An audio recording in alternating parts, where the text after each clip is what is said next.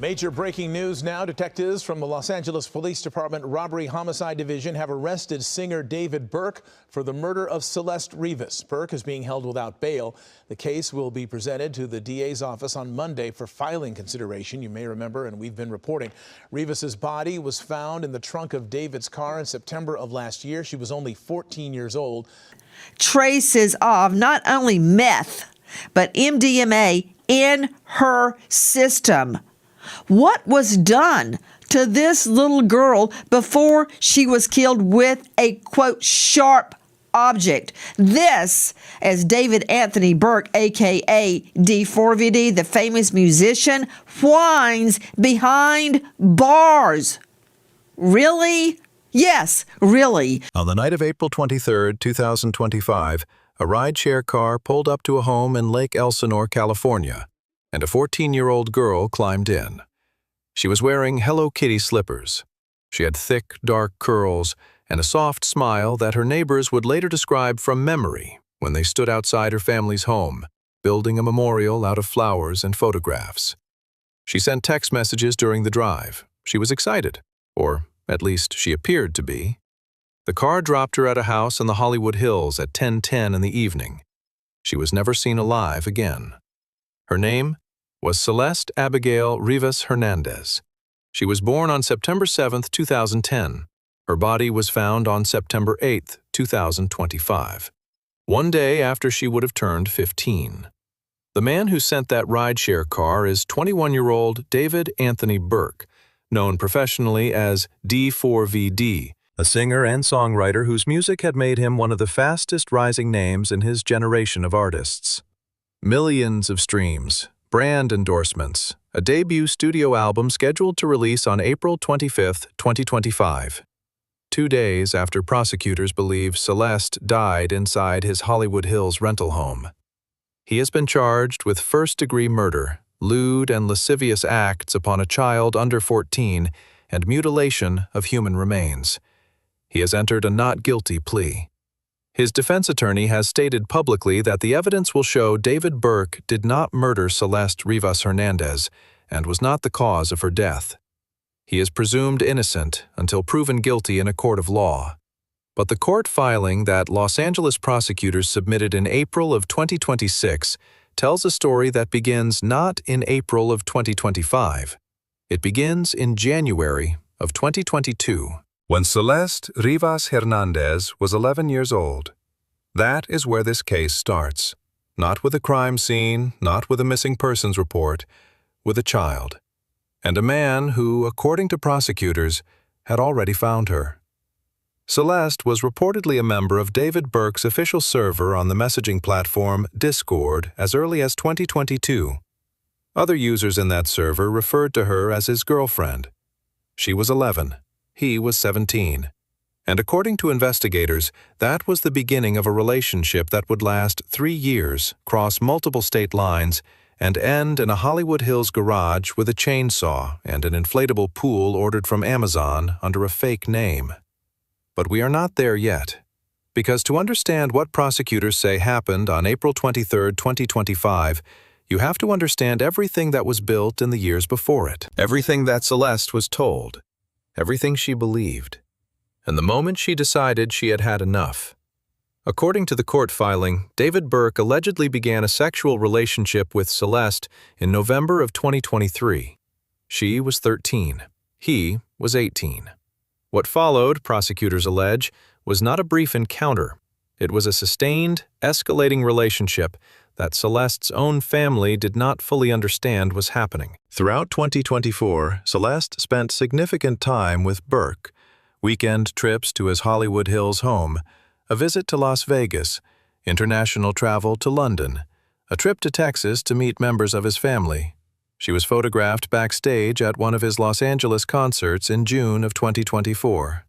She was 13 years old in those photographs, standing in spaces that belonged to a world built for adults, next to a man whose name was on tour posters and streaming charts. People in his circle reportedly assumed she was his age. Members of online communities he and Celeste were both part of have said they did not know how young she was. But here is the detail that investigators have focused on. It was not a secret that required extraordinary effort to keep. It was a secret kept by one person presenting a child to the world as something she was not. And when Celeste's family began to notice something was wrong, the system that was supposed to protect her was already a year behind. In February of 2024, Celeste's mother reported her missing to the Riverside County Sheriff's Department. Investigators identified a phone number in Celeste's records belonging to David Burke and called him. He told them he had spoken to her last on February 13th or 14th. He claimed he did not know she was a minor. He said he had only met her once in person. The Riverside County Sheriff's Department contacted the Los Angeles Sheriff's Department and requested a welfare check at Burke's home in West Hollywood. Deputies arrived at 8:15 that evening. They stood at his door and told him directly, "The girl you have been in contact with is a 13-year-old runaway." He said again that he did not know her age, and then the deputies noticed something on his phone. A yearbook photo of Celeste Rivas Hernandez. Not a social media picture, not a candid photograph, a school yearbook photo of a 13-year-old girl, saved on the phone of a man who had just claimed he barely knew her. Celeste came home 2 days later. Her parents took away her phone. And that, most people would assume, was the end of it. It was not even close to the end. According to prosecutors, within days of Celeste returning home, David Burke drove to Lake Elsinore.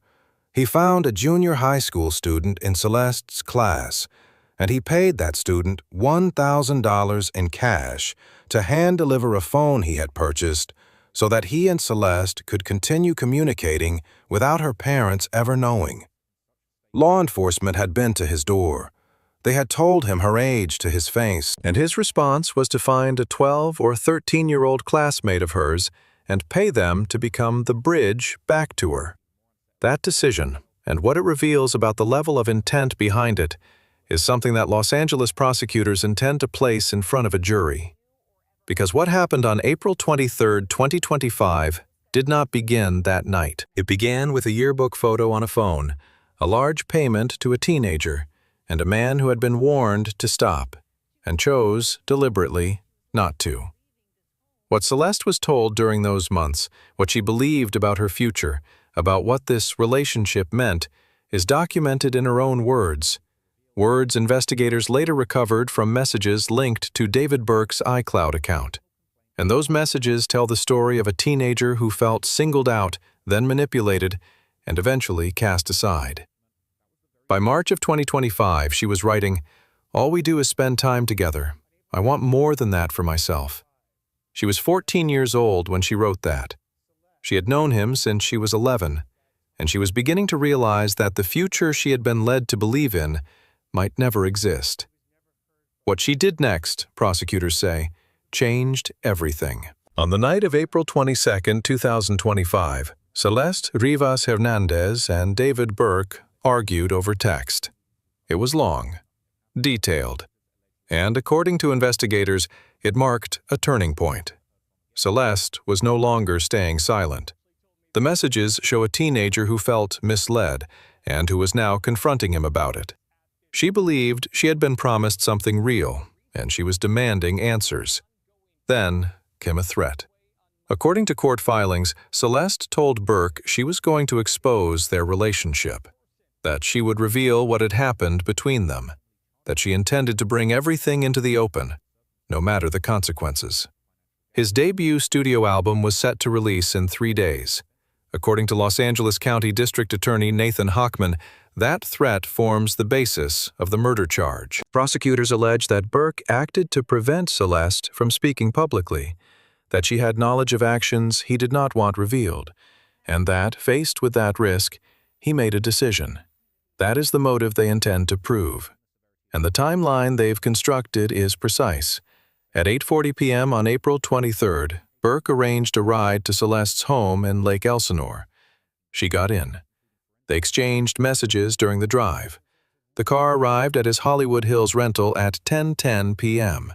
At 10:30, 20 minutes later, Burke sent her a message asking where she was. Prosecutors believe she was already gone. According to court documents, Celeste was attacked shortly after arriving at the house. What followed, they say, was a failure to act, a delay that would become a critical part of the case. He did not call for help. He did not attempt to get her any medical help. And then, at 11:30 that same night, he got into his Tesla and drove north on the 101 freeway toward Santa Barbara County to an isolated area off State Route 154 near Lake Cachuma. He returned home in the early hours of April 24th. That morning, he went to a radio interview to promote his album. He sent 2 more text messages to Celeste's phone on April 24th, messages asking where she was, messages that, according to prosecutors, were part of a calculated effort to establish a false record, to make it appear he had no idea what had happened to her. After April 26th, he stopped contacting her entirely. For a man who had been in near constant communication with this girl for over a year, that silence is something investigators noted immediately. But what came next in the weeks that followed is where this case moves from devastating to methodical in a way that is difficult to fully absorb. On April 24, 2025, the morning after prosecutors believe Celeste was killed, David Burke ordered a shovel from Home Depot through Postmates. It was delivered to his home. On May 1st, he placed an order on Amazon, 2 chainsaws. On May 5th, another order, a body bag, heavy-duty laundry bags, and a blue inflatable pool. Every one of these purchases was made under a fake name, Victoria Mendez. Investigators have not publicly explained the significance of that name, and it remains one of the details in this case that has no confirmed answer. On May 8th, Burke returned to the same isolated area near Lake Cachuma where he had driven the night Celeste died. He returned again on May 31st. On July 7th, a burn cage arrived at his home, ordered from Amazon, delivered under the same fake name. According to prosecutors, Burke placed Celeste's body into the blue inflatable pool in his garage. The pool was there to contain what the chainsaw would produce. He then allegedly used the chainsaws to dismember her remains, her arms, her legs, separated from her body in a garage in the Hollywood Hills, while, according to investigators, he was continuing to live in and use that house. A resurfaced live stream from July 2025 shows Burke casually hanging out with friends, including a person named Neo, who has since testified before a grand jury. In that video, Burke can be heard referencing a foul smell in the home, attributing it to a plumbing issue. Prosecutors believe the smell was not plumbing. They believe Celeste's remains were still inside that house at the time that video was recorded.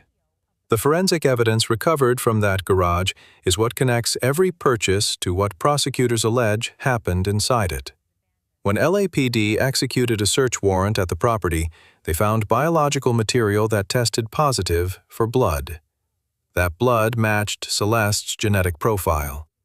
The inflatable pool was recovered with multiple linear cuts across its surface, consistent with chainsaw use. And embedded within Celeste's recovered remains were small fragments of blue plastic.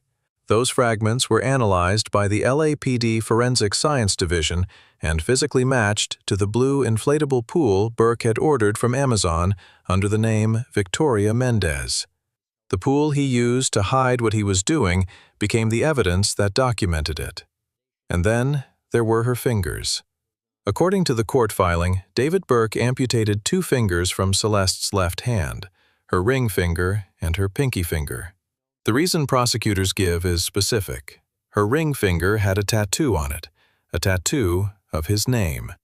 He did not want that found on a body connected to him. Those 2 fingers have never been recovered. Celeste also had a tattoo on the inside of her right index finger. It read, "Shh." It was similar to a tattoo David Burke has on his own finger. They had matching tattoos. A 14-year-old girl and a 21-year-old man with matching tattoos. And when her body was found, he had already removed the one that bore his name. On July 29, 2025, surveillance footage captured Burke driving his Tesla for the last time before he left Los Angeles for an international concert tour. Prosecutors believe Celeste's remains were inside the front trunk of that car when he parked it and walked away. The car sat on the street 400 feet from his rental home. It was eventually towed. And on September 8, 2025, a manager at the tow yard noticed the smell and the insects around the front compartment. When LAPD detectives opened it, they found a black body bag. Inside it, a severely decomposed head and torso. Beneath it, In a separate garbage bag, the dismembered arms and legs of a young girl. Her remains were identified on September 16, 2025 through dental records. Celeste Rivas Hernandez, who would have turned 15 the day before her body was found. Burke was named a suspect in November of 2025. He retained high-profile criminal defense attorney Blair Burke. He was arrested on April 16, 2026 at a property on Marmont Avenue in Los Angeles. He was charged 4 days later, and at his arraignment, surrounded by Celeste's family who sat in that courtroom and watched, he entered a not guilty plea. There is one more detail from the court filing that has not received enough attention. Among the evidence prosecutors say they recovered from Burke's devices at the time of his arrest was what they describe as a significant amount of child pornography. It is not confirmed whether that material involves Celeste or other victims, but its presence raises a question that investigators and legal analysts have begun asking openly. Whether David Burke's arrest is the end of this investigation or whether it is the beginning of a much larger one. That question does not yet have an answer. There is a photograph of Celeste Rivas Hernandez that her community in Lake Elsinore has placed at the center of the memorial outside her family's home. She is smiling. Her dark curls frame her face. She looks exactly like what she was, a young girl in the middle of growing up, figuring out who she wanted to be, not yet knowing that she would not get the chance. Her neighbor, a woman named Cortez who built and tends to that memorial, said something that has stayed with everyone who heard it.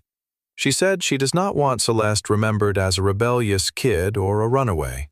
She said Celeste was a daughter, a sister, a friend, a young girl just trying to figure out life who does not get to grow up. That is the truth of this case that the court filings and the purchase records and the forensic analysis cannot fully contain. A child who was found at 11, groomed across 3 years, manipulated into believing she was loved, and killed at 14 for threatening to tell the truth about what had been done to her. Her family, through their attorney, Patrick Steinfeld, released a statement after David Burke's arrest, saying they were grateful to the LAPD and the district attorney's office for their work. They described Celeste as beautiful and strong. They said every Friday night was movie night. They said she always told them she loved them.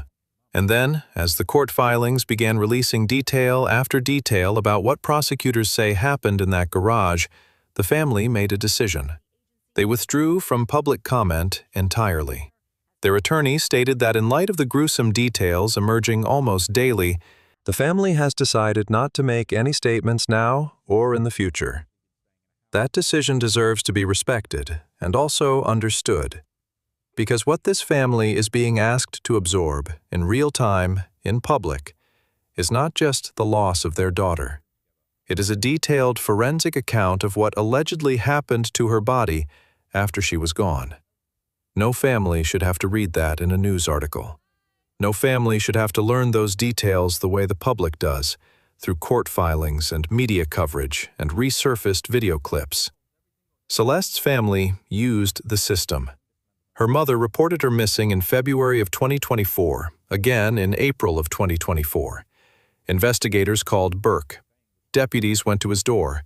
They told him her age, and according to prosecutors, within days he had found a way around all of it, paying a classmate of hers $1,000 to restore his access to her. That gap between what the system did and what it was able to prevent is one of the most important parts of this story. Not because law enforcement failed catastrophically, but because the case illustrates in documented detail how a determined adult can maintain access to a child even after being directly confronted by authorities. The welfare check happened. The warning was given. and none of it was enough. There are now open questions about the scope of what investigators found on Burke's devices. The court filing references a significant amount of child pornography recovered at the time of his arrest. Legal analysts following the case have raised the possibility of federal charges, given the nature of that material and the fact that Celeste crossed state lines repeatedly in connection with the alleged abuse.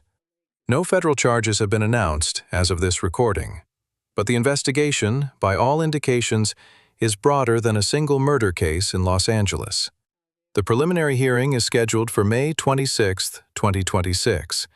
That is the proceeding at which prosecutors will present sufficient evidence to move this case toward trial. Burke's defense team, led by attorney Blair Burke, one of the most recognized names in celebrity criminal defense, has already argued that the prosecution's evidentiary filing is one-sided and replete with hearsay.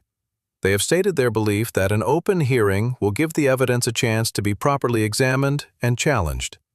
A judge denied their request to seal the filing. If convicted on the first-degree murder charge with special circumstances, David Anthony Burke faces life in prison without the possibility of parole or the death penalty. The special circumstances alleged by prosecutors include lying in wait, murder for financial gain, and the murder of a witness to a separate crime, that separate crime being the alleged sexual abuse of Celeste while she was under 14 years old. The evidence prosecutors say they have is layered across multiple categories simultaneously. Text messages pulled from iCloud documenting years of alleged abuse, explicit photographs recovered from his possession, Uber records placing Celeste at his home the night she allegedly died, cellular data tracking his movements to Santa Barbara County in the hours immediately after, surveillance footage of him driving the Tesla on July 29th, DNA from blood in the garage matching Celeste's profile, the physical match between plastic fragments in her remains and the inflatable pool he ordered under a fake name, Amazon delivery records, a burn cage, a shovel, 2 chainsaws, and 2 fingers that have never been found. The defense will have the opportunity to challenge every piece of that evidence at the preliminary hearing and at trial. That process exists for a reason, and it will play out in a courtroom under scrutiny. But the documented timeline that prosecutors have assembled, from the Discord server in 2022 to the tow yard in September 2025, is not built on a single piece of evidence that can be explained away. It is built on the intersection of digital records, biological evidence, purchase history, and surveillance footage that prosecutors believe tells one story from beginning to end. Celeste Rivas Hernandez spent the last years of her life in a world that was not built for her. She was in spaces meant for adults. She was in a relationship she had been shaped to believe was real. She was on tour buses and at concerts and in cities far from Lake Elsinore, wearing Hello Kitty slippers and loving movie Fridays with her family, and trying, in the way that teenagers do, to understand who she was. She figured out enough of the truth to say she deserved more. She said it in a text message in March of 2025, and she said it again on the night of April 22nd, when she told the person who had been in her life since she was 11 that she was done staying quiet.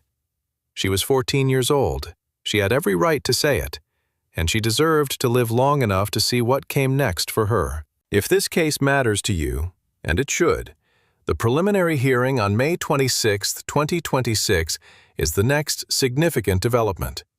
When new information becomes available, when the hearing produces testimony, when this case moves toward trial, this channel will cover every development with the same level of care and detail you have watched today. Subscribe and turn on notifications so you do not miss a single update on Celeste's case.